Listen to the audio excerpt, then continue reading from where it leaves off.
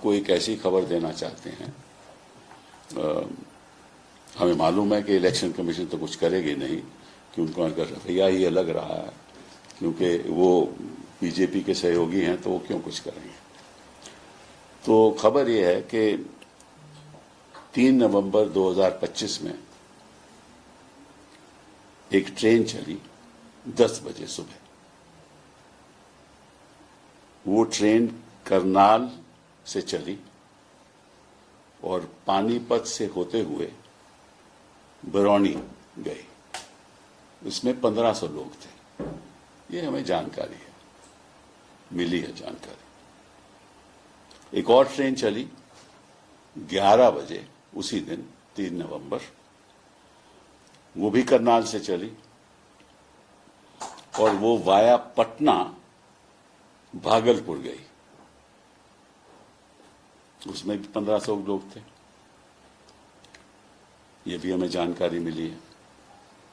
एक तीसरी ट्रेन चली 3 बजे और एक चौथी ट्रेन चली वो भी 4 बजे, और दोनों वो ट्रेन 3 और 4 की गुरुग्राम से चली और पटना होती हुई भागलपुर गई। तो इन 2 ट्रेन में लगभग 3000 लोग थे। तो अगर आपको गिनती इकट्ठी की गिनती करिए चारों ट्रेनों की, तो लगभग समझ लीजिए कि 6,000 लोग थे।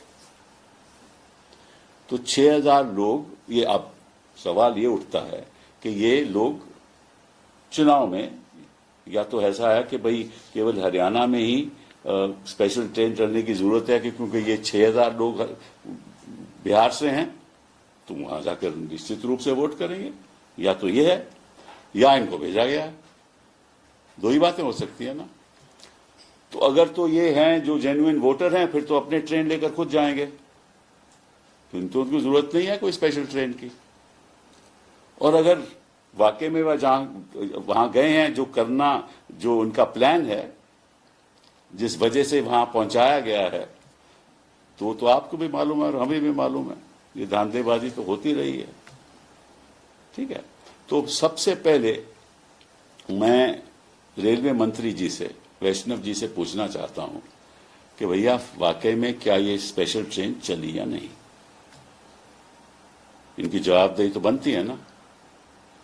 तो पब्लिकली बताएं क्या ये स्पेशल ट्रेन चली, और जो मैंने कहा है 10 बजे, 11 बजे, 3 तारीख को, फिर 3 बजे, 4 बजे वहां पहुंची।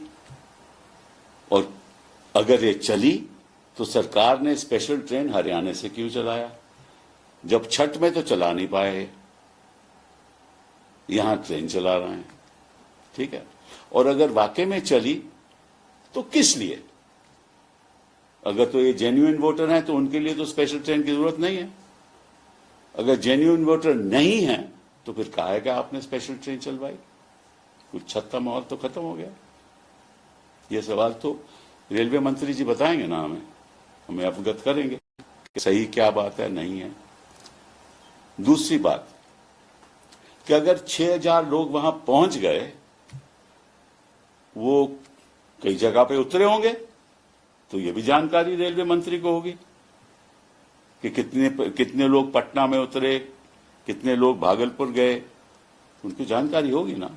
कितने लोग पानीपत से आए, क्योंकि चली तो ट्रेन वहां से करनाल से, कितने तो पानीपत से कितने लोग वहां से चढ़े उसमें, और कितने लोग गुरुग्राम जो ट्रेन चल रही थी, कितने लोग वहां से चढ़े और कितने लोग पटना से, फिर पटना के बाद वो भागलपुर गए, तो ये जानकारी भी उनको होगी।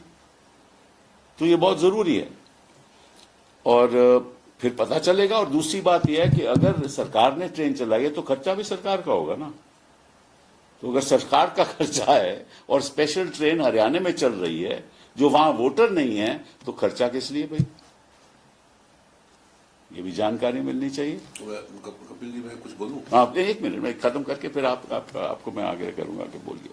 दूसरी बात, तो अगर खर्चा सरकार नहीं कर रही तो कोई ट्रेन बुक भी हो रही है, तो क्या ये बुकिंग किसने की? कोई पॉलिटिकल पार्टी ने की, इनके सहयोगियों ने की, जेडीयू ने की, या भाजपा ने? मुझे नहीं मालूम।